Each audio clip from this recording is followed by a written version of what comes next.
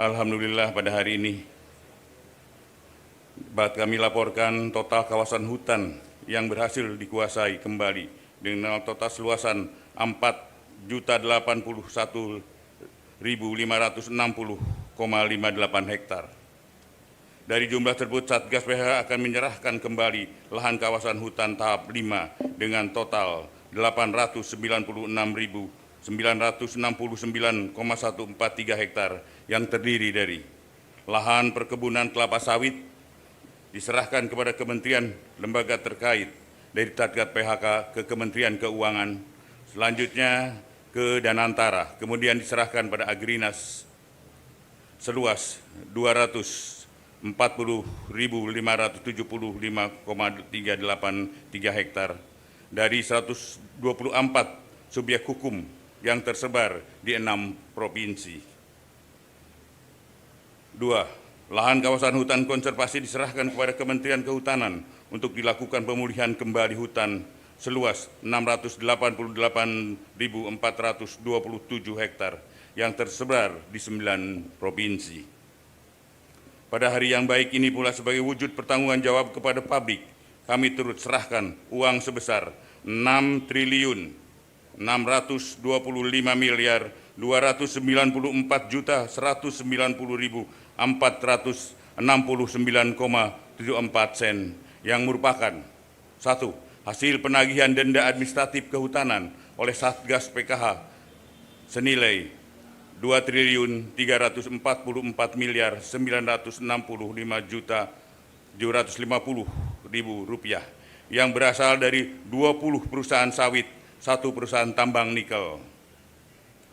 2. Hasil penyelamatan keuangan negara atas tindak pidana korupsi yang ditangani oleh Kejaksaan Agung senilai Rp4.280.369.469,74 yang berasal dari perkara dugaan tindak pidana korupsi dalam pemberian fasilitas ekspor CPO dalam perkara impor gula dan perkara impor gula. Bapak Presiden, hadirin yang saya muliakan, untuk tahun 2026 terdapat potensi penerimaan denda administratif pada sawit di tambang yang berada dalam kawasan hutan dengan jumlah sebagai berikut.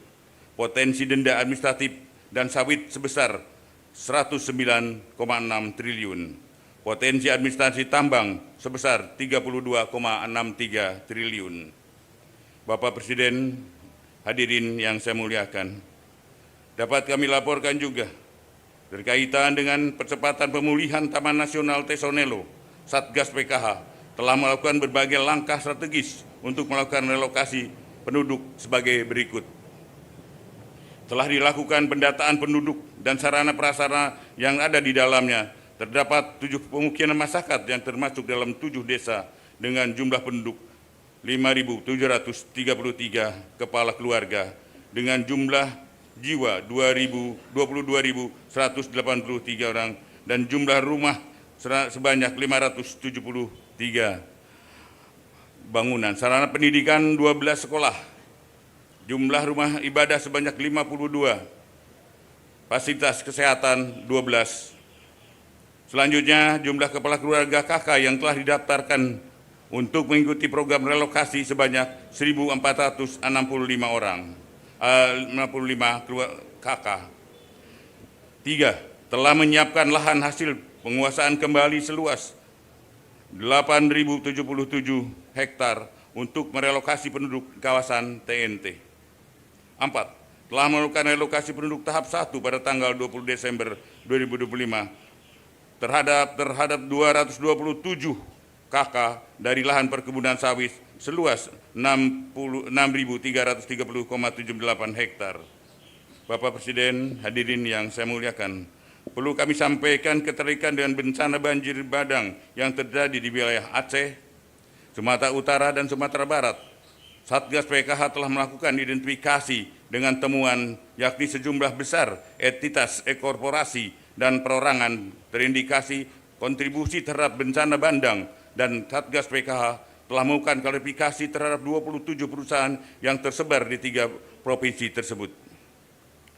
Adapun berdasarkan hasil klarifikasi Satgas PKH, dan hasil analisa Pusat Riset Interdisipliner ITB diperoleh temuan terdapat korelasi kuat bahwa bencana banjir besar di Sumatera bukan hanya fenomena alam biasa, melainkan terarah pada alih fungsi lahan yang masif di hulu sungai daerah aliran sungai yang bertemu dengan curah hujan yang tinggi, sehingga dampak hilangnya tutupan vegetasi di hulu daerah aliran sungai yang menyebabkan daya serap tanah berkurang.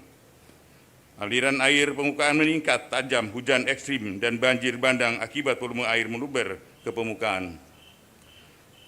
Adapun rekomendasi Satgas PH menyikapi hal tersebut, yakni melanjutkan proses investigasi terhadap semua subjek hukum yang dicurigai, baik di Sumut, Aceh maupun Sumbar, yang melibatkan seluruh stakeholder. Satgas PKH, Kementerian Lingkungan Hidup, Kementerian Kehutanan, Polri guna menyelamatkan langkah menghindari tumpang tindih pemeriksaan dan percepatan penuntasan kasus secara efektif sesuai dengan ketentuan hukum yang berlaku. Sebelum menghadiri laporan ini, saya sampaikan tidak lupa saya mengucapkan apresiasi yang rasa terima kasih yang sebesar-besarnya kepada segenap jajaran kementerian, lembaga yang telah bekerja keras mewakafkan waktu dan tenaganya untuk bersinergi dalam upaya penertiban kawasan hutan yang tergabung dalam Satgas PK bentukan Bapak Presiden.